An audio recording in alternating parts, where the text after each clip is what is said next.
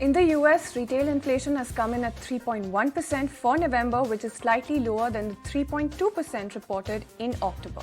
The core US inflation that bars food and energy prices came in at 4% year on year.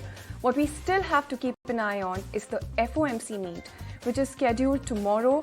We will have to see how the Fed interprets this inflation data in their interest rate decision.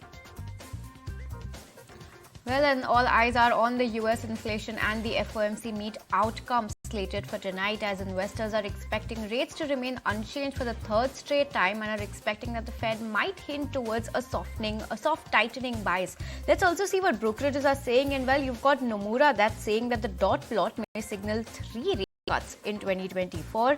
They're saying that this meet may hold rates steady at 5.2 to 5.5% and may see a significant dovish shift. This is what Nomura is saying. Let's also see what Morgan Stanley is saying, and they're saying that extended hold until first rate cut in June of 2024. So they're seeing a rate cut coming in June of next year.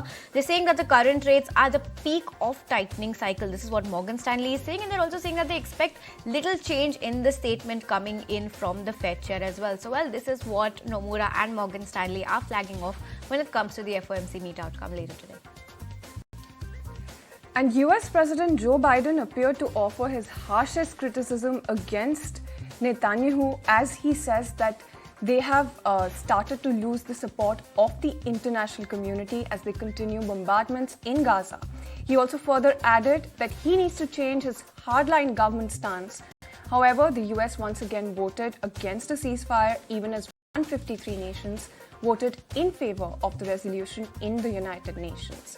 The death toll in Gaza has now neared 18,500. Well, and after a scathing backlash, Zara has issued an apology stating that the campaign, conceived in July and photographed in September, was never meant to offend anybody. The controversy revolves around Zara's recent advertising campaign titled The Jacket, which showcased images that strikingly evoked the grim aftermath of the conflict in Gaza.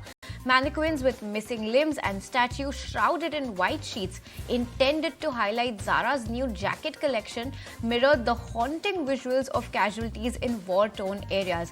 Zara has pulled down the contentious images from its website as well as the app. Shifting focus then, the wait is finally over because Netflix has unveiled viewership statistics of nearly all of its shows and movies. What We Watched report. The data reveals that blockbuster series like Stranger Things and The Witcher have amassed millions of viewers, while season 1 of The Night Agent was its most viewed show during the past 6 months, garnering 812 million viewing hours. Netflix will release updated reports every 6 months. Well, that's some interesting